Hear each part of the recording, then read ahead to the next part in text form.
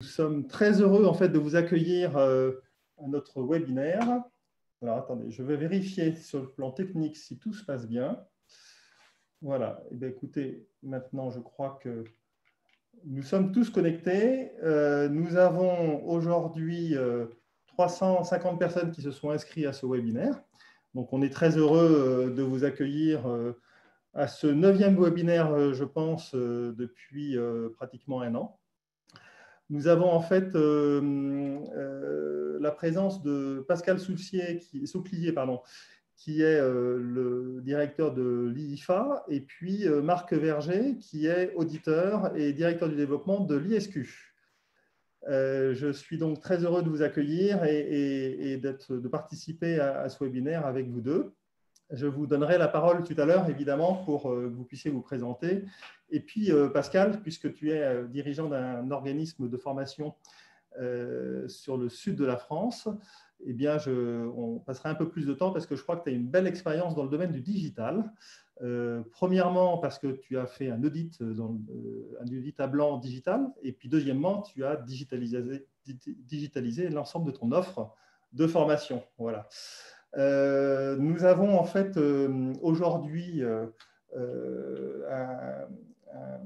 emploi du temps relativement chargé, mais néanmoins on restera sur 1 heure. Sachez que toutes les personnes qui le souhaiteront pourront revoir ce webinaire en replay et nous vous enverrons aussi la présentation de ce qu'on est en train de vous passer. Donc, pas d'inquiétude par rapport à ça. Et puis, si vous n'êtes pas inscrit, mais vous êtes présent en fait à ce webinaire, vous pourrez aussi télécharger le replay à travers les réseaux sociaux, sur LinkedIn et sur Twitter, si vous suivez évidemment l'ISQ. Voilà, donc je vous propose dès maintenant de faire un rappel sur les différents événements qu'on a pu vivre depuis en fait le mois de mars dernier, et notamment en fait sur les décrets et les ordonnances qui sont parus. Alors, il y a une ordonnance qui est parue le 1er avril 2020 et un décret en date du 22 juillet qui ont un impact direct sur la formation, sur la certification Calliope. Comme vous le voyez en fait sur notre écran, nous avons en fait, vous avez bénéficié d'un report de date pour pouvoir obtenir la qualification Calliope dans la mesure où vous avez bénéficié de fonds mutualisés ou publics. Et donc, en fait, la date est décalée au 1er janvier 2022. Ça, c'est le premier point. Le deuxième point, c'est qu'il y a eu aussi un autre décalage pour lequel l'ISQ est impliqué, et d'ailleurs Marc est directement concerné, c'est la partie en fait du répertoire spécifique et des certifications et habilitations, notamment en fait sur le CPFFP, et donc le report en fait, il y a eu un report de date jusqu'au 31 décembre pour les certifications et qualifications qui arrivaient à échéance. Est-ce que tu veux peut-être dire quelque chose, Marc, sur ce point? On ne t'entend pas. On ne t'entend pas. Il faut que tu actives ton micro. Oui, il faut que j'active mon micro. Donc oui, bonjour à toutes et à tous. Un mot très rapide en fait uniquement sur la partie CPFFP, donc en collaboration avec nos amis de la FFP. J'en ai aussi repris la gestion de l'organisation, donc ils se connectent sur notre site ou celui de la FFP et nous aurons à cœur d'accompagner ceux qui sont intéressés. Et je m'arrête là pour rester sur Calliope. Très bien, merci beaucoup. Le deuxième aspect en fait lié au décret du 22 juillet 2020, en fait, c'est de pouvoir permettre aux gens qui avaient anticipé la certification pour qu'ils puissent être certifiés dès le 1er janvier 2021.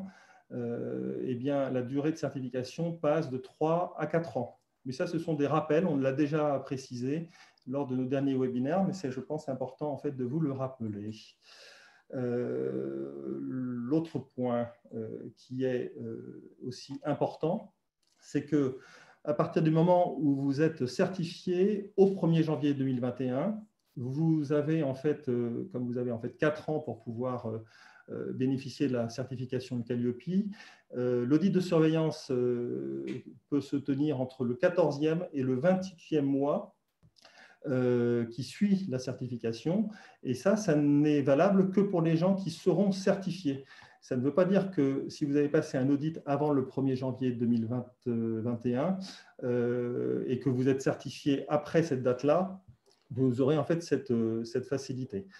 Par contre, toutes les entreprises qui sont certifiées au 1er janvier 2021 bénéficieront d'un audit de surveillance qui sera planifié entre le 14e et le 28e mois. Donc aujourd'hui, je pense que les gens qui nous suivent sont plutôt des personnes qui n'ont pour l'instant pas envisagé d'être Calliope au 1er janvier 2021. Donc en fait, dans ce cas-là, l'audit initial doit s'effectuer en présentiel. Dans l'état actuel des chiffres, de la réglementation, puisqu'il est possible, compte tenu de notre nouveau confinement, qu'il y ait en fait peut-être des reports, mais on n'a aucune information dans ce domaine et ce n'est pas une information, un élément précis que je vous donne. Et dans ce cas, si l'audit initial se fait en présentiel, évidemment, l'audit de surveillance pourra se faire à distance, sauf dans certains cas, et notamment lorsqu'il y aura des dossiers sur lesquels certaines non-conformités apparaîtront de manière assez sensible pour certaines entreprises de formation. Mais en fait, vous le saurez au moment en fait, de l'obtention de votre certification si vous avez évidemment été reçu dans ce domaine. Maintenant, nous allons vous donner quelques chiffres, des chiffres à fin septembre.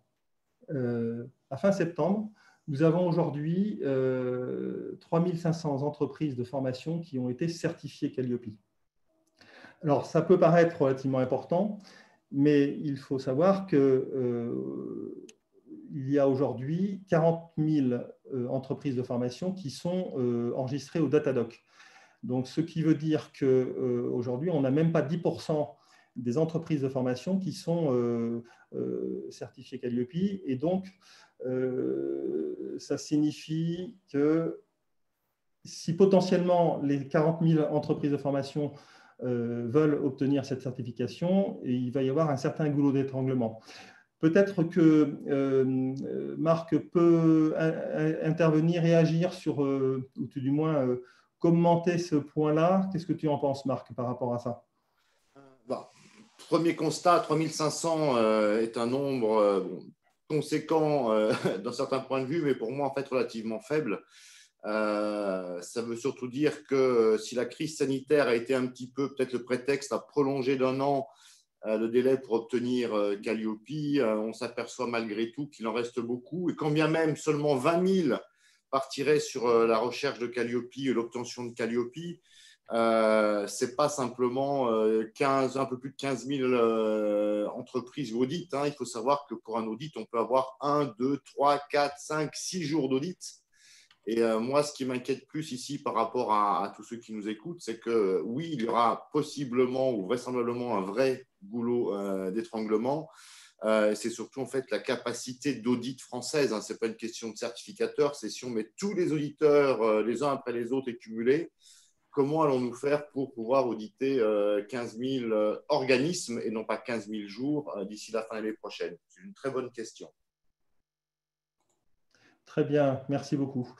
Effectivement, donc, il y a une vraie anticipation à mettre en place pour vous qui êtes sensibilisés par cette démarche, puisque vous êtes en fait présents à ce type de webinaire. Et donc, je vous incite très sérieusement en fait, à anticiper sur cela et dès maintenant nous contacter pour démarrer en fait votre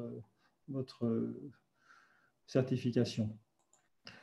Alors, maintenant, nous allons en fait donner la parole à Pascal Souplier, qui est en fait donc dirigeant de l'IFA. Voilà. Donc, je crois, Pascal, que tu as plusieurs activités, mais une seule entreprise. Explique-nous précisément. Oui, bonjour, merci. Bonjour à tous. Effectivement, bonjour. l'IFA est une structure qui est déjà située à Nîmes. dans le sud de la France, mais avec une activité qui est sur l'ensemble du territoire et aussi principalement à Paris. Donc, plusieurs domaines de formation, le domaine de l'audiovisuel historiquement, puisque l'IFA est avant tout une société de conseil et de formation dans le domaine des médias audiovisuels, et notamment sur Paris, avec notamment l'intervention auprès de toutes les chaînes de télévision, les sociétés de production, de vidéoproduction, donc sur des formations très techniques, notamment liées à la transition digitale dans ces métiers, et qui est compliquée à mettre en œuvre. Pour exemple, la transition dans le domaine bancaire s'est faite depuis un certain nombre d'années parce que c'était des datas qui étaient assez contrôlées, même s'il y a de la sécurité. Là, on parle des problématiques d'image, de son, en qualité 4K, haute définition, en temps réel et en direct. Donc, il a fallu un certain temps pour que les entreprises de médias puissent se transformer, et on accompagne cette transformation depuis un certain nombre d'années. Donc, on est spécialiste du domaine. Donc, ça, c'est l'IFA et Mediasac 80 qui est sa marque, on va dire, inter-entreprise pour toutes les activités de formation. Donc, on fait de l'intra, de l'inter. En France, pas mal en Europe et à l'étranger. On a aussi une activité aux États-Unis, en Amérique du Nord. Et puis, on a ouvert il y a 5 ans une activité nouvelle dans le champ de la santé qui s'appelle Timelia, avec alors rien à voir avec le domaine audiovisuel, mais en fait, notre métier avant tout, c'est de faire la formation professionnelle. Donc, on a une structuration qui nous permet d'assurer de la formation en qualité sur les domaines donc de la formation professionnelle. On a investigué ce champ parce qu'il y avait un manque, notamment auprès des orthophonistes en France. Et donc, on a créé cette activité Timelia en 2015, principalement pour les orthophonistes. Et aujourd'hui, cette activité représente pas loin de 50% de notre chiffre d'affaires. Donc, c'est vraiment une activité qui a pris une importance très, très rapide. Et tous ces métiers, en fait, couvrent donc différents secteurs. On l'a vu, le média, la santé, le champ de l'intra, de l'inter, et depuis peu, en plus, le digital learning. Alors, pourquoi je précise tout ça? Parce qu'il a fallu traiter tout ça dans notre certification Calliope, et notamment l'auditeur qui est venu nous rencontrer et qui a fait cet audit a couvert tous ces champs-là. Donc, l'audit a été un peu plus long que prévu et un peu plus corsé que prévu. D'accord, ok. Aujourd'hui, en fait, ce que j'ai compris, c'est que tu as, au moment du confinement, eu un passage relativement fort en termes de digitalisation. Tu pourrais nous en dire un petit peu plus, Pascal, sur ce passage-là? Tout à fait. En fait, la digitalisation au sein de l'IFA n'était pas liée au confinement. C'était déjà un projet stratégique d'entreprise. On avait décidé, après une réflexion collective en interne auprès des équipes, donc on est 4 permanents et 22 formateurs qui travaillons régulièrement, qui sont au réseau IFA Timelia. Et donc, on a fait une réflexion d'entreprise pour lancer cette activité de digitalisation bien avant le confinement, parce qu'on considérait que la digitalisation était une avancée, une suite logique dans nos métiers, et on voulait vraiment poser ça d'un point de vue pédagogique, c'est-à-dire d'abord se définir ce qu'on voulait pédagogiquement avant d'aller choisir les solutions technologiques. Le confinement a accéléré notre déploiement. Entre 2018, qui a été le point de départ de notre piste de réflexion, et puis maintenant, on avait établi un plan de déploiement qui s'est allé jusqu'à lancer notre V1 de notre plateforme au mois de juin 2020. Et on a simplement avancé de 3 mois, et du coup, on a pu déployer la plateforme tout début avril 2020 et permettre, par rapport à ce lancement, de pouvoir couvrir les demandes qui affluaient suite au confinement. Et donc, au final, on a, sur toutes les formations qu'on a pu mener en mode distanciel, on a du coup perdu aucune activité de présentiel pendant cette période de confinement. Et je dirais même, on ne s'y attendait pas, on a pu augmenter notre chiffre d'affaires. Notamment, on n'a pas fait que de la classe virtuelle, parce que ça, déjà, dans un premier lieu, on a remplacé des actions présentielles en classe virtuelle, en distanciel, mais on a aussi créé des contenus vidéo learning qui sont vendus en ligne et que les stagiaires peuvent acheter directement avec carte bancaire, etc. Et en fait, on avait un prévisionnel qui était calculé sur une année complète avant le confinement, que l'on a réglé, enfin, on a atteint en deux mois à peine. Donc, on était vraiment étonnés de ce lancement, mais qui était finalement dû à cette période exceptionnelle du confinement et au fait que, en fait, les stagiaires avaient du temps disponible pour se former, avaient aussi du budget. Là, il ne faut pas oublier que la France a été particulièrement, le gouvernement a particulièrement soutenu les entreprises de médias ou les entreprises, toutes les activités, hein, que ce soit la santé, les médias, mais dans vos champs d'activité également, j'imagine, a soutenu les entreprises pour la formation professionnelle. Et du coup, on a pu, nous, profiter de cette situation pour aussi proposer des contenus en mode distanciel et ainsi de développer une activité plus forte que ce qu'on a eu en 2019. Je dis ça parce qu'on a aussi une activité aux États-Unis qui est fortement impactée par la problématique Covid, sauf que les entreprises là-bas n'ont pas d'aide aussi pour la formation de leurs salariés, et puis tout simplement, les entreprises, en tout cas beaucoup de nos clients, ont préféré licencier leur personnel plutôt que de les mettre en chômage partiel, parce qu'il n'y a pas de chômage partiel, ou plutôt de les mettre en formation, mais il n'y a pas d'aide à la formation. Donc, il faut vraiment comparer la situation exceptionnelle qu'on a en France et le confort quelque part qu'on peut avoir avec la possibilité pour nos entreprises d'être accompagnées et d'avoir des financements. Donc, il faut pouvoir le saisir et aller chercher ces financements pour proposer effectivement des contenus durant cette période. Très bien. Petit retour d'expérience par rapport à parce que en fait, le sujet est aussi la notion de la pédagogie en matière de digital. Ayant vécu, en fait, moi, personnellement, des formations liées à tout ce qui est aux professionnels de santé, le retour d'expérience que tu peux avoir ou les retours que les stagiaires dans ce domaine-là, notamment, qui sont très axés sur l'humain, comment ils ont perçu en fait cette évolution du digital dans ton organisme? Déjà, un certain nombre de stagiaires nous ont écrit, nous ont donné en commentaire dans les retours de questionnaires satisfaction leur agréable surprise d'avoir pu bénéficier d'une continuité de formation en ligne alors qu'ils étaient prévus, pour certains même, ils attendaient leur formation depuis plusieurs années. On a des listes d'attente sur certains stages qui sont assez sur 2 ou 3 ans. Donc, quand quelqu'un arrive enfin à obtenir cette formation, à partir du moment où on lui dit la formation n'a plus lieu parce que la situation de confinement elle est annulée, c'était une situation qu'on ne voulait pas. Le fait de l'avoir proposé en ligne nous a permis de raccrocher pratiquement tous les stagiaires qui étaient prévus en mode présentiel et qui ont accepté de basculer en distanciel.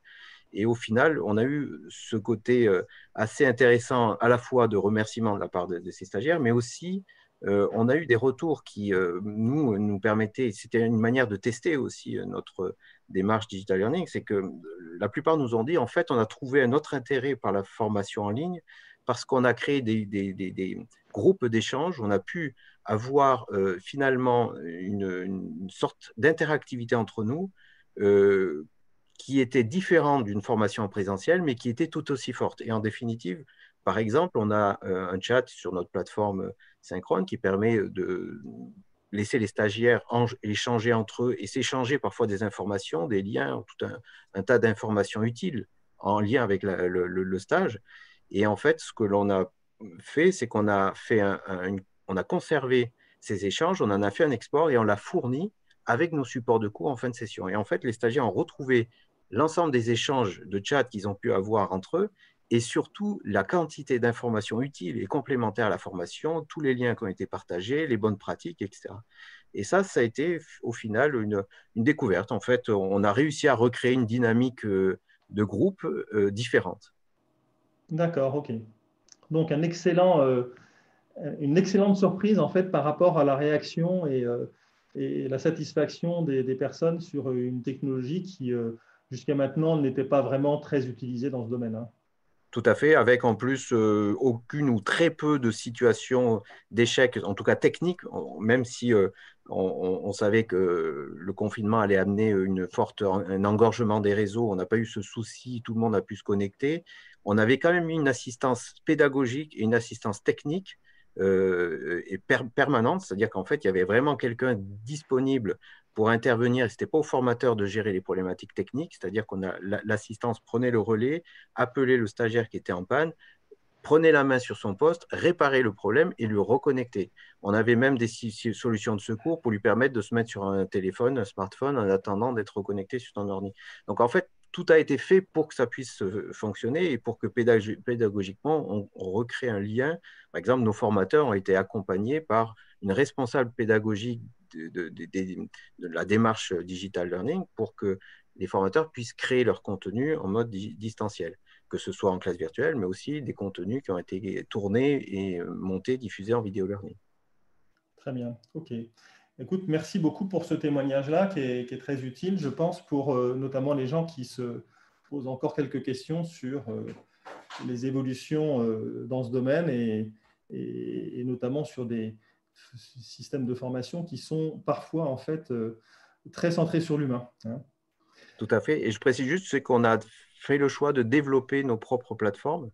Ça a été un choix parce qu'on n'a pas trouvé finalement dans l'ensemble des outils une plateforme qui correspondait à nos attentes. Mais il y en a quand même beaucoup. Je pense que c'est assez simple aujourd'hui de pouvoir au moins démarrer avec ces plateformes existantes. Et après, si vous estimez pouvoir développer quelque chose qui soit plus en rapport avec vos projets, tout est faisable. Mais ça a été le choix en tout cas à l'IFA. Très bien, très bien. Merci beaucoup. On te redonnera la parole évidemment au cours de notre webinaire, notamment peut-être d'ailleurs sur la prochaine diapositive, qui est justement le fait de traiter, est-ce qu'on parle de l'opportunité de développer la certification Calliope rapidement. Alors, moi, en ayant en fait beaucoup de retours d'organismes de formation, on se rend compte en fait qu'il y a aujourd'hui une démarche comme celle-ci, elle présente plusieurs avantages. Parfois, en fait, ça fait peur. Ça peut permettre en fait aux gens de s'imaginer qu'une démarche peut être lourde, difficile, contraignante. Mais à côté de ça, en fait, on se rend compte que c'est souvent une belle opportunité pour revoir un certain nombre de choses, pour se coordonner mieux en termes d'équipe, avoir une meilleure coordination et cohésion d'équipe. C'est un projet souvent qui est fédérateur, qui est mobilisateur. En termes de lisibilité vis-à-vis en fait, de vos partenaires, il est évident en fait que avoir le plus rapidement possible, ou du moins en fonction de vos possibilités, cette certification est de toute façon un atout, hein, un élément en fait à mettre en place, donc à mettre en avant plutôt. Donc c'est un message positif. Et puis une fois qu'en fait on a on va dire, aborder ce sujet-là et régler la première étape de la certification, on peut passer à d'autres choses qui sont intéressantes. Est-ce que tu partages le même point de vue, Pascal ? Tout à fait. En définitive, la situation déjà de cette période de confinement nous a un peu perturbés parce qu'on avait décidé d'aller se mobiliser autour de Calliope, en tout cas de se lancer dans Calliope très rapidement à partir de l'automne 2019. Et on a établi un plan, on avait une prévision d'audit au mois d'avril. Donc évidemment, avec le confinement, la date a sauté. Et là, je me suis retrouvé un peu dépourvu en me disant, bon, on a réussi à dynamiser cette équipe, on était prêt à se lancer dans cette aventure. On avait commencé, mais on avait une bonne dynamique et on s'est retrouvé d'une part stoppé et puis en plus en télétravail. Et en fait, j'ai quand même conservé cette idée de dire il faut quand même arriver à se lancer dans Calliope, d'une part parce qu'on a démarré, donc il faut continuer sur cette dynamique, et puis aussi, on va probablement avoir, après cette période de confinement, une forte demande de la part des entreprises pour reprendre leur dossier Calliope. Donc, il ne faudrait pas qu'on se retrouve après reporté en 2021, au-delà, etc. Et donc, on a replanifié l'audit. Enfin, l'audit a été replanifié au mois de fin juillet, dès que la sortie du confinement et les dates ont pu se recaler.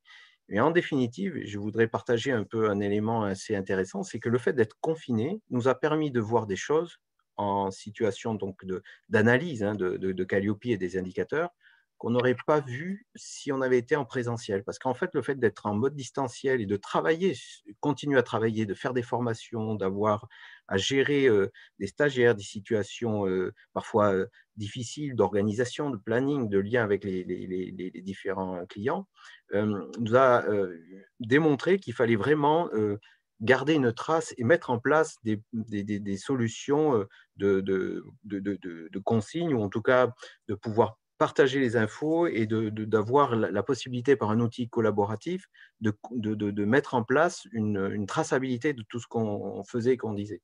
Et bien, en fait, tout ce qu'on a dû mettre en œuvre pour pendant le confinement nous a servi pour Calliope, puisque en définitive, Calliope, c'est justement les preuves. Et ces preuves-là, on avait dû, par le fait du confinement, les mettre, on les a mises en œuvre de manière beaucoup plus présente que ce qu'on faisait avant, parce qu'avant, on réglait les problèmes et on ne les traçait pas forcément. Mais dans le fait d'être en mode distanciel tous entre nous, au sein de l'entreprise et des formateurs, on a dû se doter d'outils pour le partager. Et ces outils-là nous ont été utiles pour Calliope. Tout à fait, très bien. Merci beaucoup, Pascal, pour ce témoignage. On reprend en fait les éléments en fait, qui ont pu être abordés par toi lors de ton retour. Voilà, donc plus de sérénité, moins de pression pour vos équipes, meilleure préparation, anticipation des problèmes techniques lors de l'audit initial. Ça, ce sont en fait des points qui sont importants lorsque l'on met en place en fait un audit blanc. Ça a été le cas pour toi, Pascal, là aussi. Mais par contre, la particularité, c'est que l'audit blanc, beaucoup de nos clients, beaucoup de nos interlocuteurs envisagent de le faire à distance. Ce qui n'est pas toujours le cas, évidemment, de l'audit Calliope initial. Et donc, c'est intéressant aussi là de savoir un peu ce que tu en penses sur cet audit blanc. Et comme il a été fait à distance, comment tu as réussi en fait à organiser et anticiper les choses. Et je crois que d'ailleurs, tu avais fait en fait un travail préparatoire intéressant.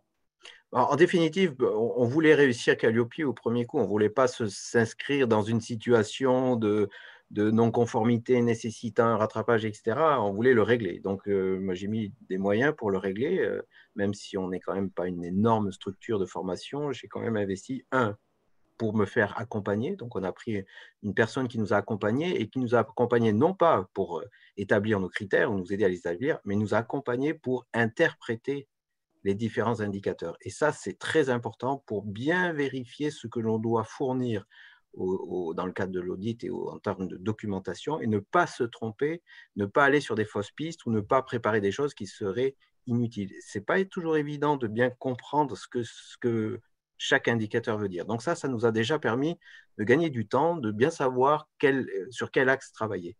Et ensuite, on a fait le choix d'un audit blanc parce que, d'une part, on n'avait jamais fait d'audit au préalable et je pense que personne n'a déjà fait d'audit Calliope, étant donné que c'est tout neuf.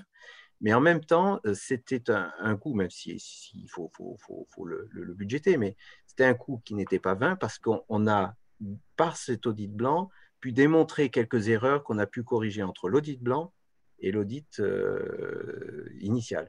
Et ces situations-là, on ne les aurait peut-être pas vues au moment de l'audit initial. Nous, on s'est donné 15 jours, 3 semaines entre les deux audits. C'était assez court pour corriger, mais on était prêt au moment de l'audit blanc. Il a simplement fallu qu'à la suite de cette répétition générale, on puisse capitaliser sur ce qu'on avait entendu et pu obtenir comme information, comprendre pourquoi on avait fait ces erreurs, les corriger et pouvoir plus sereinement passer l'audit initial, qui d'ailleurs était pour nous plus facile à vivre puisqu'on l'avait déjà vécu. Alors, on l'a vécu en ligne, l'audit blanc.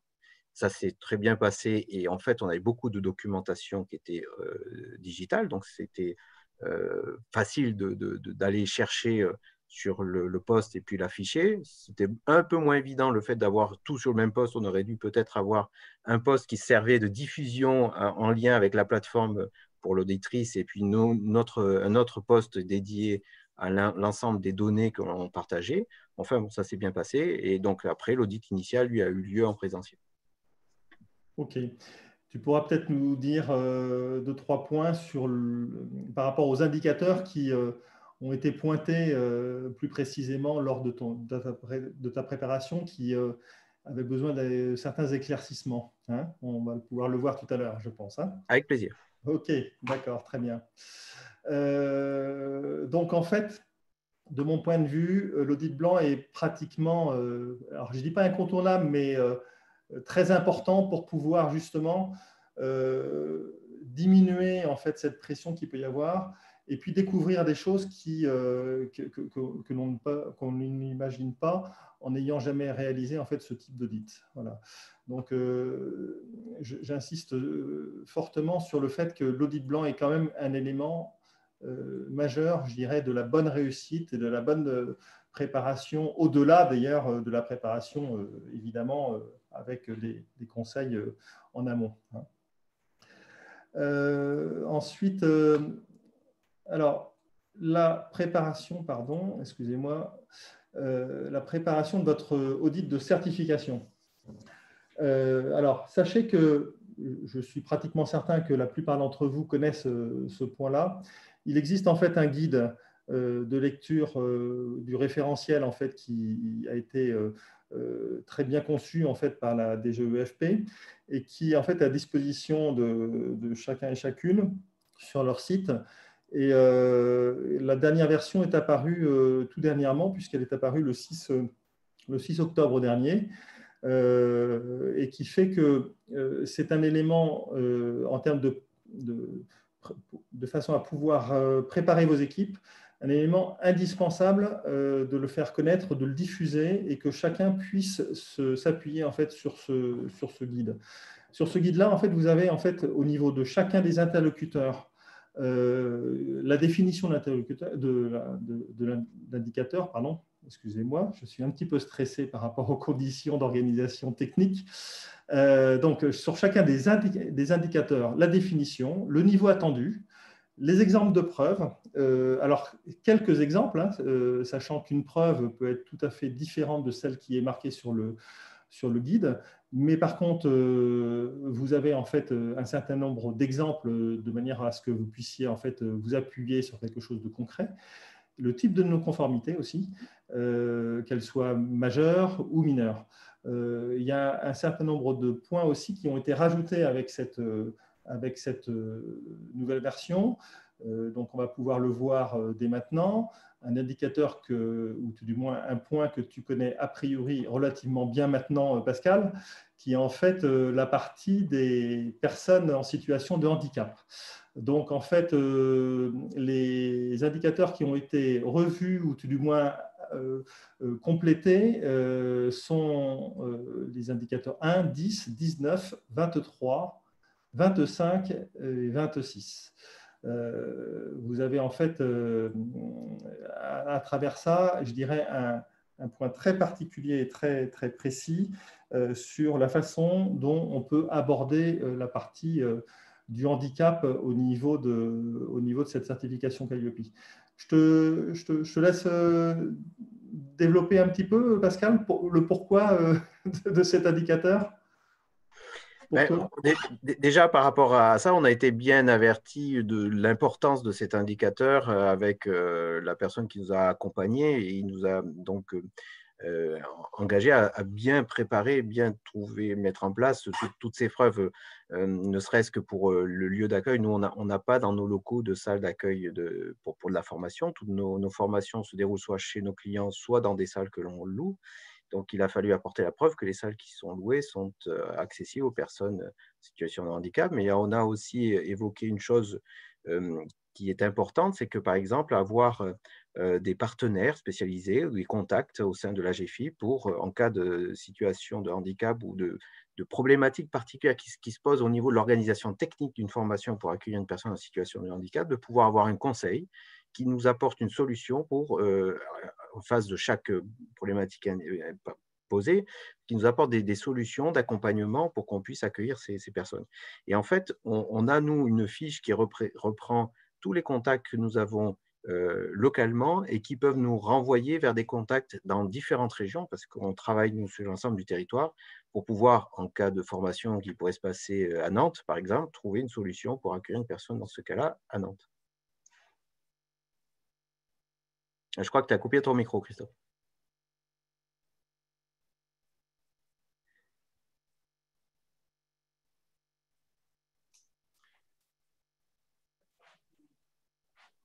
Oui, Christophe, tu avais coupé le micro, je ne t'ai pas entendu. Je donnais la parole en fait à Marc par rapport à ce sujet-là, justement, sur le handicap. Oui, donc écoute, Pour malentendant, c'était pas mal, Christophe. Donc, qu'est-ce qu'on peut dire? En fait, sur la dernière nouveauté du guide de lecture, il y a deux choses. Il y a une précision quand même importante sur quels sont les types de non-conformité. J'aimerais insister juste sur un point par rapport à ça. Vous avez un certain nombre d'indicateurs pour lesquels, en fait, l'auditeur n'a pas le choix. Soit le prestataire est en conformité, soit il est en non-conformité majeure. Donc, ce n'est pas une question personnelle si vous êtes en majeur, simplement que l'auditeur n'a pas le choix. Et ceci est précisé donc, dans le descriptif des non-conformités. Sur la partie en fait PSH, il est vrai que la dernière version a renforcé un certain nombre d'indicateurs en éléments de preuve qui sont pris à titre d'exemple. J'aimerais juste insister sur un point. Les prestataires n'ont pas d'obligation de présenter l'ensemble des éléments de preuve qu'ils sont listés dans le guide de lecture. Ce ne sont que des exemples et vous pouvez présenter d'autres éléments, si tant est qu'ils permettent de prouver que vous êtes bien en phase avec les attendus. Je prendrai juste un petit clin d'œil à un document que beaucoup d'OF ne disposent pas. C'est sur l'indicateur 1 où on parle maintenant du registre public d'accessibilité. Beaucoup d'OF l'ont découvert. C'est malgré tout une obligation légale depuis 2015. Et sur mes un peu plus de 100 audits depuis le début de l'année, je n'ai trouvé que 2 registres, puisque je posais la question malgré tout. Donc, c'est important de regarder les éléments de preuve. Vous n'avez pas obligation de les avoir tous, mais en tous les cas, ça doit vous aider à savoir ce qui va être regardé, étudié ou recherché par l'auditeur. Et Christophe, remets ton micro. Moi, désolé, c'est bon, je pense que vous m'entendez maintenant. Voilà, donc le guide de lecture, j'insiste, est un élément indispensable et ça doit être présent sur vos tables de chevet pour que vous puissiez avoir le maximum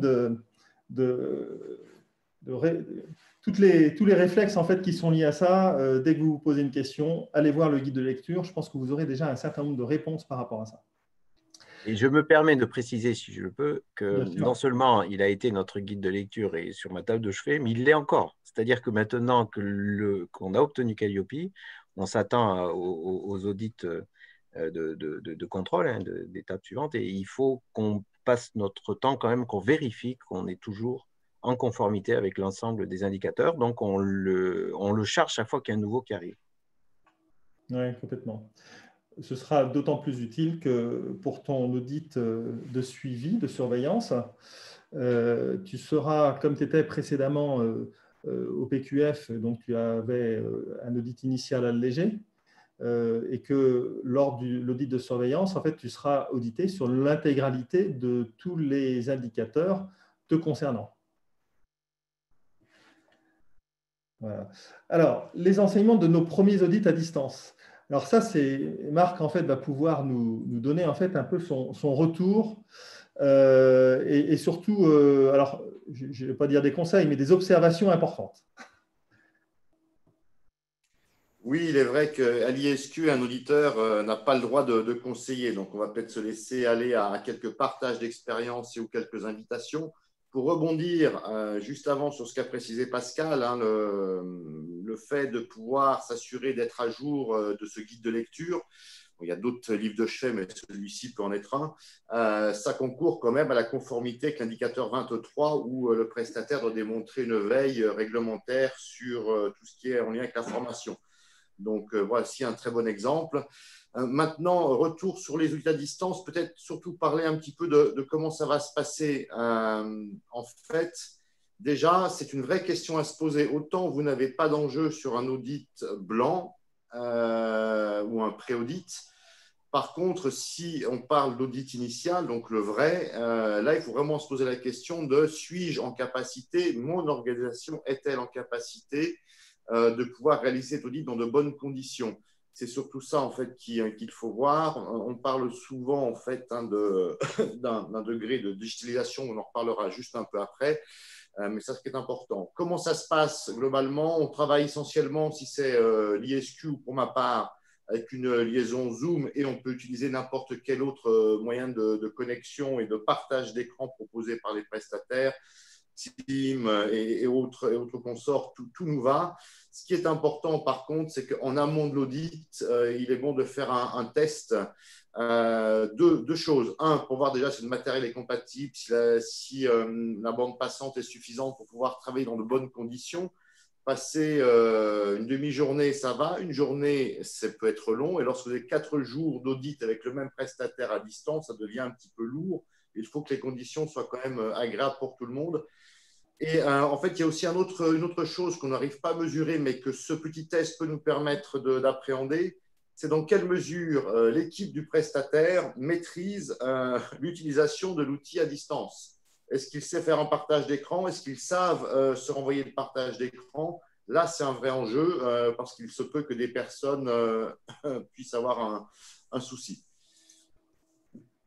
Voilà un peu ce que l'on peut dire. Et ce qui est surtout à voir aussi, c'est que dans les textes de loi, il est précisé que le prestataire, donc vous, organisme de formation, et pour en avoir dirigé, je sais ce que c'est, vous vous engagez à présenter des éléments de preuve factuels. Donc, l'auditeur va bien sûr échanger, va question-réponse, preuve d'écoute, mais il ne vous croira pas sur parole. Donc, il va falloir à un moment ou à un autre démontrer que ce que vous faites, que les documents que vous dites utiliser, vous les utilisez réellement et que seul moyen que vous aurez à faire, ce sera par le partage d'écran.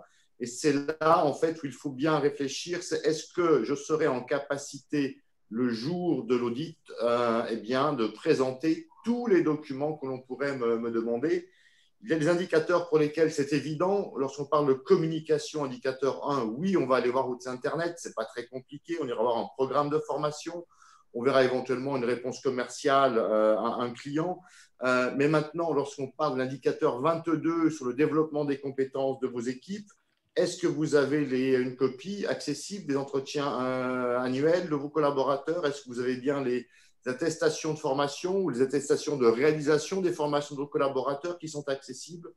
Lorsque vous faites de l'apprentissage, est-ce que vous avez des dossiers papier ou des dossiers digitaux pour vos apprenants?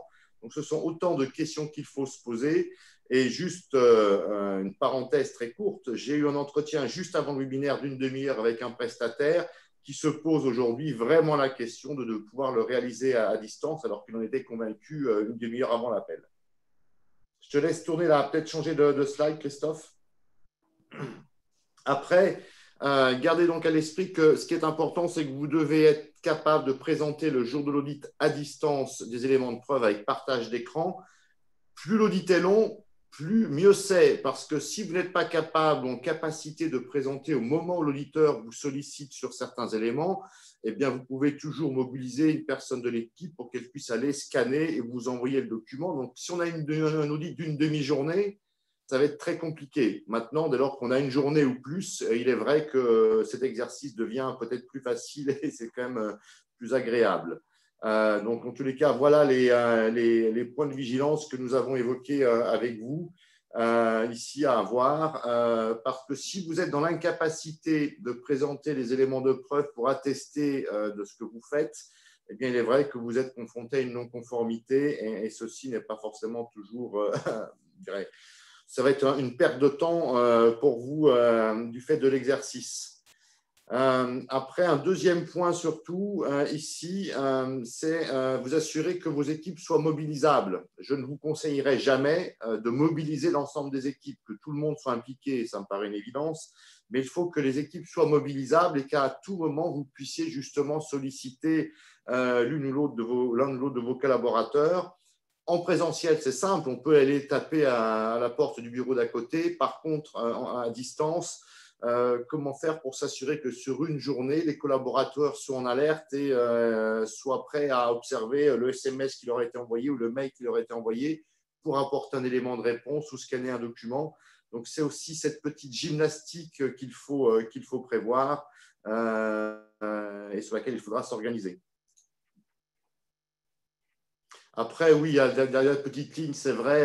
Je pense qu'on fait un peu plus de pauses en distanciel qu'on le fait en présentiel, en tous les cas plus régulière. Ça me paraît une évidence, ne serait-ce que pour soulager les yeux. Oui, je pense que c'est très utile, mais je pense qu'il y a beaucoup d'ailleurs de nos interlocuteurs qui ont expérimenté les réunions Zoom, voire des journées complètes sur ce type de choses. Et effectivement, à un moment donné, il faut reprendre un peu de souffle, d'air et bouger un peu, parce que sinon, ça doit être un peu compliqué, notamment pour l'auditeur, parce que la question qui touche l'auditeur, je vois comment Marc peut être fatigué après un audit complet d'une journée, c'est qu'il est au cœur de toutes les préoccupations et c'est lui qui administre. Donc, il est vraiment très important voilà, d'organiser en fait les choses, mais c'est lui qui maîtrise, je crois, les pauses. Hein. Oui, oui, bon après, enfin, pour ma part, je suis dans la co-construction de pas mal de choses. Donc, on va dire que généralement, on arrive à s'adapter au rythme les uns les autres et tout le monde arrive à prendre une pause quand il le souhaite. Tout à fait. Alors, petit point que j'ai lancé pendant que tu parlais, en fait, par rapport à un sondage pour connaître un peu le public que nous avons aujourd'hui. Il y a pratiquement 200 personnes qui sont connectées là en direct. 82% des personnes qui sont derrière nos caméras sont aujourd'hui au PQF. Hein. Donc, on est vraiment sur un public en fait, d'entreprises qui connaissent déjà la démarche qualité, mais à travers une instruction et pas un audit. Ça, c'est un point, de mon point de vue, important. D'ailleurs, tu as peut-être, Pascal, un témoignage à faire par rapport à ça entre l'instruction PQF et l'audit Calliope. Apporter des preuves, ça nécessite de les avoir. Donc, ça veut dire qu'il faut consigner tous ces éléments, de pouvoir les prouver, de bien comprendre effectivement ce que je disais tout à l'heure en introduction, de bien avoir compris ce que veut dire chaque indicateur et quelles preuves par rapport à chaque indicateur il faut apporter, même si le document de référence, la Bible, comme on l'évoque, est très pratique. Elle ne dit pas tout et c'est important de bien le comprendre. Mais c'est vrai que, et puis pour rebondir aussi par rapport à ce que disait Marc Verger par rapport à la tension qu'il y a pendant un audit, c'est vrai que nous, l'audit a démarré à 8h45, c'est terminé à 14h15. Sans très peu, on n'a pas fait de pause déjeuner, on a enchaîné. J'ai mis 2 jours à m'en remettre. Mais parce que vous êtes entièrement concentré, même si vous avez tout préparé, on avait même tous nos fichiers qui étaient dans des dossiers bien cloisonnés, souvent l'auditeur va sortir de ça, il va nous amener à aller chercher d'autres preuves ou d'alimenter ou dans les débats, les questions. Donc, ça demande une attention particulière, être très en forme ce jour-là et avoir aussi confiance dans ce qu'on fait. Et en définitive, c'est pas parce que vous n'avez pas forcément tout prévu dans vos fichiers que vous n'avez pas la réponse. Au contraire, c'est simplement que vous n'avez pas pensé à quelque chose et que parfois apporter un mail qui vient apporter une preuve va apporter l'entière satisfaction à l'auditeur. Mais c'est cette dynamique qu'il a fallu tenir pendant tout ce temps d'audit qui est assez éprouvante. Tout à fait, très bien. 81% de nos auditeurs et spectateurs envisagent d'entamer une démarche Calliope. C'est une bonne nouvelle. Hein.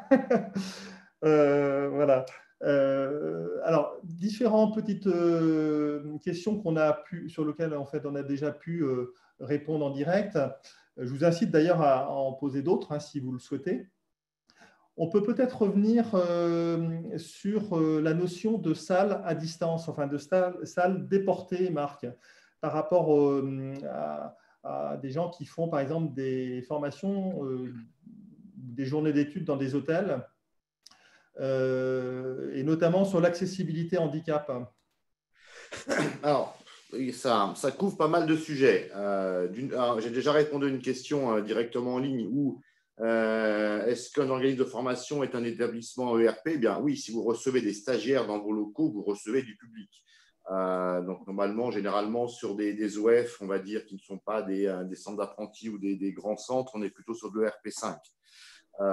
Donc c'est là où vous avez de toute façon besoin de votre registre d'accessibilité. Maintenant, si comme de nombreux organismes de formation, vous louez des salles à l'extérieur, charge à vous de vous assurer que l'hôtelier ou le loueur de salle est en conformité avec ce qu'il doit être en conformité, qu'il a à minima une assurance de responsabilité civile. Maintenant, vous n'avez pas obligation d'avoir des salles louées qui soient accessibles PMR. Si vous n'avez pas de PMR qui assiste à votre formation, il n'y a pas d'obligation. Maintenant, c'est plutôt les locaux qui ont une obligation de PMR et vous pourriez même demander le registre d'accessibilité à l'entreprise auprès de qui vous allez louer les salles. D'accord, très bien. Très bien. Une autre question par rapport aux formateurs. Certains ont des formateurs salariés mais non permanents, donc en CDD ou en contrat d'usage ou peut-être en formateur occasionnel. La question est de savoir est-ce qu'il faut faire passer un entretien annuel à ces personnes-là ou pas? En fait, ça, c'est une question qui n'est pas Calliope. Ça, c'est du droit social. Vous avez des salariés et vous avez des obligations pour les salariés avec des entretiens tous les 2 ans, d'obligations de formation au bout de 6 ans. Mais ça, je vous invite à aller voir, gérer des textes de droit social, mais ce n'est pas Calliope. Calliope ne vous impose pas un entretien annuel. On va simplement, avec Calliope, voir dans quelle mesure vous entretenez et développez les compétences de vos collaborateurs, l'entretien annuel pouvant être un des éléments de preuve que l'on va observer. Très bien, OK. Arnaud qui nous pose aussi une question. Nous sommes certifiés OPQF depuis 2011. Dans quelle mesure cette certification nous aide-t-elle dans la démarche Calliope? Quel gain de temps, quels critères sont déjà atteints? Alors, on a une réponse adaptée. Vas-y, Marc. Oui, non, Interview enfin, répondre. Pascal peut répondre, mais aussi, en fait, il n'y a aucun critère qui soit atteint. D'accord? Ça, j'aimerais quand même surtout clarifier ça. Lorsque vous bénéficiez d'une qualification reconnue par le CNEFOP, dont au PQF, vous bénéficiez pour le premier audit, l'audit initial, d'un audit initial aménagé sur un nombre d'indicateurs restreints. Et pour savoir quels sont les indicateurs, c'est la dernière page du guide de lecture qui vous précise exactement quels sont ceux qui sont audités. Donc, c'est vrai que c'est un gain de temps dans le sens où l'audit peut être plus court ou à minima qui portera sur un nombre d'indicateurs restreint. Mais le fait d'être au PQF ne vous garantit pas, ou n'importe quelle certification ne vous garantit pas l'atteinte ou la conformité sur des indicateurs. Tout ceci est malgré tout audité, donc il faut faire attention. Et je pense que l'avantage de la démarche au PQF a été pour beaucoup de les aider à se structurer ou de mettre vraiment quelque chose de peut-être plus formel dans leur approche qualité. Et Calliope est une couche supplémentaire, superposée, peu importe, mais en tous les cas, ça concourt du même état d'esprit, en tous les cas, sur la qualité. Pour rebondir sur ce que disait Marc, si je peux me permettre, je voudrais préciser une chose, c'est qu'effectivement, on est au PQF également. Ça nous a aidé un petit peu parce qu'on avait quand même une certaine prise en compte de la qualité. Mais ce qui nous a surtout bien aidé, c'était nos CPFFP. Nous, on en a 4. Donc, des CPFFP qui, au niveau de Calliope, sont prises en compte aussi à travers l'analyse des certifications. Je ne me trompe pas, Marc, je crois qu'on a beaucoup plus d'indicateurs, du coup, liés à la certif. Voilà. Et ces indicateurs, en fait, ils portent sur des sujets qui sont déjà mis en œuvre avec le CPFFP, puisque c'est vraiment tout ce qui nous… dans un CPFFP, on est sur une certification, donc il faut apporter les preuves qu'il y a un passage en certification, un accueil des stagiaires avec une démarche en entrée, en sortie, etc. Donc, naturellement, on l'avait dans le CPFFP et ça ne nous a posé aucun problème de l'apporter en preuve quand on a passé Calliope. Très bien. Et Christophe, je ne sais pas combien on a de temps, mais juste quelques questions que j'ai à l'écran, tout comme toi. Je les lis rapidement. Hein. L'organisme qui nous accompagne nous indique que nous sommes à l'initiative du dossier audité. Est-ce vraiment le cas? Non. Je ne pense pas que ce soit le cas. C'est l'auditeur qui choisit les dossiers qu'il souhaite auditer. Après, faut-il se faire accompagner? J'ai beaucoup aimé ce qu'a dit Pascal sur pourquoi et sur quoi il a été accompagné. Et je pense que l'investissement à réaliser doit être fait après un choix minutieux et s'assurer que l'accompagnateur est un bon accompagnateur. Ça, c'est une parole d'auditeur qui a vu des accompagnés qui, en fait, ne sont pas allés très loin. Voilà. Après, il y a aussi des réunions, je précise, des réunions de la FFP en région, alors qui sont en distanciel, sur Calliope. Il y en a eu, nous, on en a eu une ce matin sur la région Occitanie avec Jacques Abécassis, notamment, qui a fait une présentation qui apportait aussi des enseignements très utiles dans le cadre de cette préparation Calliope. Une autre question qui est très intéressante dans le sens où on va clarifier 1 ou 2 points. On me demande quelle est la durée moyenne d'un audit de certification. Eh bien, en fait, il faut se référer au texte puisque ceci dépend de votre chiffre d'affaires, va dépendre du nombre de sites. Donc, tous les critères de calcul sont précisés par les textes et il faut savoir que si c'est la même durée, distancielle ou présentielle, là, par contre, ce sera la même durée. Si c'est une journée, ben, c'est une journée à distance ou en présentiel. Comment sont choisies les actions de formation auditées? En fait, l'auditeur doit prendre ce qu'on appelle un échantillon représentatif. Donc, clairement, si vous faites des formations en langue et que vous travaillez à 80% en anglais, l'auditeur ne peut pas aller chercher 80% des formations sur des cours d'italien. Ce ne serait pas représentatif de votre activité. OK. Très bien, très bien. Il nous reste 4-5 minutes. Peut-être encore d'autres questions. Par exemple, une question que je vois de Sandrine. Faut-il impérativement nommer un référent handicap? C'est une question de législation. Soit vous êtes dans le cadre d'un centre de formation d'apprentis, et là, c'est une obligation d'avoir un référent handicap. Donc, c'est une nouvelle fois un élément législatif, mais ce n'est pas Calliope. Calliope va juste vérifier que vous l'avez fait.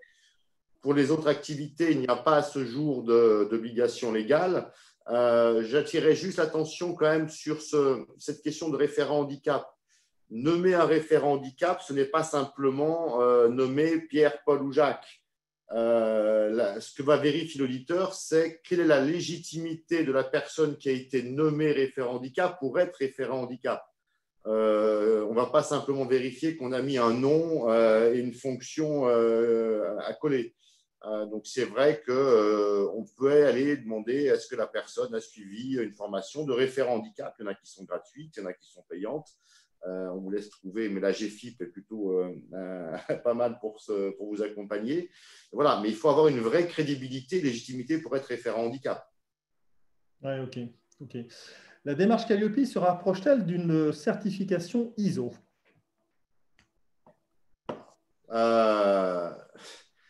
Calliope, en fait, ce sont des arrêtés législatifs français. ISO, ce sont des normes. Donc, voilà. On va dire que Calliope, nous sommes là pour auditer dans quelle mesure les organismes de formation sont en conformité avec les attendus législatifs et non pas forcément des attendus normatifs, en sachant que pour auditer sur Calliope, on respecte un certain nombre de normes qui nous sont imposées sur les règles d'audit. Voilà. Mais ce n'est pas tout à fait la même chose. OK.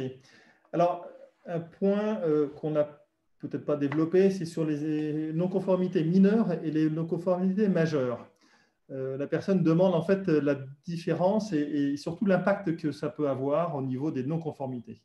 Alors, je vais revenir sur les délais. Donc, premier point, le type de non-conformité est généralement défini dans le guide de lecture. On précise qu'il s'agira d'une non-conformité majeure ou mineure. Si vous avez, alors, à l'issue d'un audit, un certificateur comme l'ISQ, on va dire, a grosso modo une dizaine de jours pour adresser au prestataire les fiches de non-conformité s'il y en a eu qui ont été constatées. Si le prestataire a une non-conformité mineure, là, le prestataire a 1 mois pour présenter à l'auditeur un plan d'action qu'il compte mettre en œuvre et l'auditeur a une seule mission, s'assurer que le plan d'action qui est proposé permet la levée de la non-conformité mineure. Et là, le prestataire, ensuite, si la non-conformité est levée, a 6 mois pour mettre son plan d'action en œuvre et sa mise en œuvre sera auditée uniquement lors de l'audit de surveillance. Donc, on voit que c'est une contrainte relativement légère. Par contre, sur une non-conformité majeure, là, le prestataire a 2 mois pour présenter 2 choses à l'auditeur. Il doit présenter son plan d'action et il doit aussi présenter le fait que la mise en production a été initiée. Donc, c'est vrai que là, ça devient contraignant. L'auditeur a, lui, à ce moment-là, 2 missions et un délai d'1 mois supplémentaire pour s'assurer que le plan d'action corrige la non-conformité ou permet de la lever et va s'assurer que ça commençait à être mis en production. Donc, c'est vrai que vous avez ici un certain nombre de contraintes. Vous avez des non-conformités mineures qui peuvent être un petit peu complexes dans le plan d'action à présenter. Maintenant, vous avez des non-conformités majeures qu'il faut à tout prix éviter. Une non-conformité majeure sur l'indicateur 32 où en fait vous êtes amené à présenter votre process d'amélioration continue, suivant ce qui a conduit l'auditeur à estimer qu'il y a une non-conformité majeure, ceci peut vous obliger à mettre pas mal de process ou remettre en question des process et en 2 mois, ça peut être compliqué. OK. Alors, il y a une question un petit peu technique là. Il y a une personne c'est un CFA. Lorsqu'on est CFA hors mur, doit-on absolument fournir l'épreuve de ce que font nos partenaires, universités, etc., en matière d'accueil des personnes en situation de handicap? En fait, vous devez être capable de démontrer que vous êtes en conformité par rapport aux attendus du référentiel pour les apprentis que vous portez. Donc, si ce n'est pas vous qui les... Enfin, si on est sur du hors-mur, il faut s'assurer que votre partenaire vous permette d'être en conformité avec les attendus et vous permettre d'être aussi. Ouais, ok, très bien. Nous avons des actions d'alternance qui ont démarré en 2018 jusqu'en 2020. D'autres ont démarré en 2019 et finiront en 2021. Les audits peuvent-ils porter sur les actions qui ont démarré en 2018? Catherine qui pose cette question. En règle générale, lorsque l'on fait l'échantillonnage, on précise qu'on essaye de regarder des actions qui sont plutôt idéalement récentes et terminées. Maintenant, en fonction des catégories d'actions, comme dans le cadre peut-être de l'apprentissage ou de l'alternance sur des formations, on va dire, je sais pas moi, sur des masters qui durent sur 2 ans, je pense qu'on ira plutôt observer idéalement des actions qui ont commencé en 2019. En 2018, les textes n'existaient pas. Donc, il serait peut-être un peu trop facile de trouver des non-conformités. Maintenant, on peut supposer que pour des jeunes qui ont commencé sur la rentrée 2019, eh bien, il y avait déjà une certaine appréhension de la part du prestataire des attendus législatifs. Donc, pour ma part, si je devais être amené à auditer et à choisir des actions, j'irais plutôt chercher des actions qui ont démarré en 2019. Et ce n'est que l'avis de Marc Verger, auditeur. Très bien, ok. Bon, écoutez, on a pratiquement atteint l'heure. Ça y est, on a même dépassé d'1 minute notre horaire. Un dernier mot, Pascal, par rapport à ce que tu as pu vivre jusqu'à maintenant. Est-ce qu'on n'aurait peut-être pas dit ou quelque chose sur lequel tu veux insister particulièrement? En fait, je voulais apporter, par rapport à ce qu'on vient de dire et par rapport à mon vécu, une sorte de synthèse, c'est de dire qu'en fait, peut-être profiter de cette période un peu particulière liée au nouveau confinement, au temps qui est donné là, pour vous lancer dans Calliope. Ce n'est pas impossible de faire Calliope, même quand on est en télétravail. Au contraire, on voit aussi des choses intéressantes.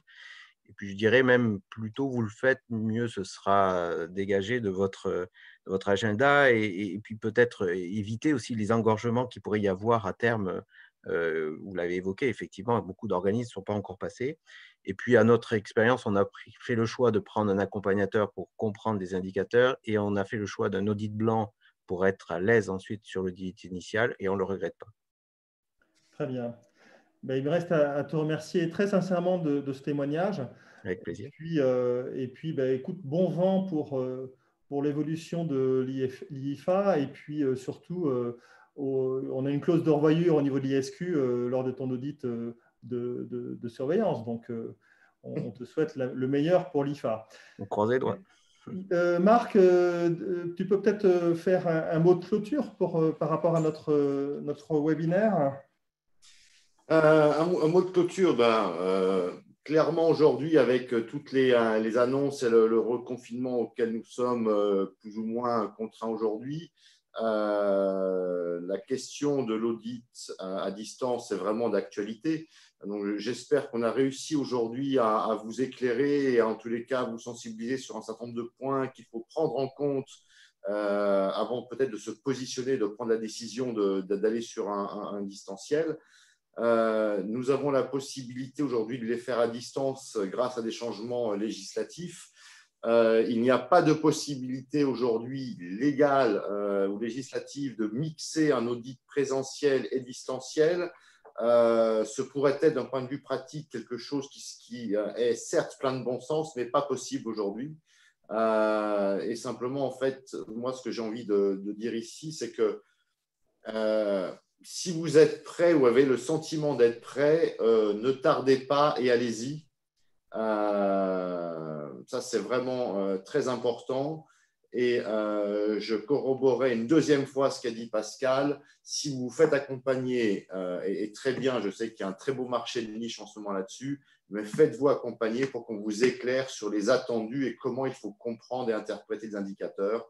Ça me semble beaucoup plus important qu'un accompagnateur qui vous fournisse 3 documents. Ok. Un petit merci aussi. Alors Marc, je te remercie beaucoup de ton témoignage. Merci aussi d'une personne que vous n'avez pas vue, mais qui était derrière les claviers sur un certain nombre de choses, c'est Benjamin, et qui est en fait à chaque fois très présent et qui en plus a mis en page les slides que vous allez recevoir.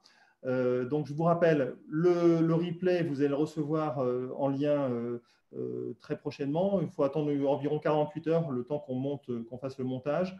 Et puis le support de présentation que vous aurez aussi de transmis. Voilà, écoutez, on vous remercie. Sachez que l'ISQ reste en ligne toujours malgré le confinement. N'hésitez pas à contacter les gens en direct sur leur mail lorsque vous avez en fait des contacts directs. C'est certainement la chose la plus facile pour pouvoir les toucher. Possibilité aussi de les toucher directement par leur ligne directe. Et puis, si vous avez ni l'un ni l'autre, voici en fait les coordonnées de l'ISQ. Le numéro de téléphone, c'est le 01 46 99 14 55. Et puis, les 2 mails en fonction en fait, des questionnements que vous pouvez avoir. Voilà, merci beaucoup à tous. Nous sommes aujourd'hui pratiquement, on a atteint plus de 200 personnes pendant ce webinaire. Et puis derrière, je sais qu'il y a un certain nombre de personnes qui vont nous voir. À bientôt. Au revoir. Merci beaucoup.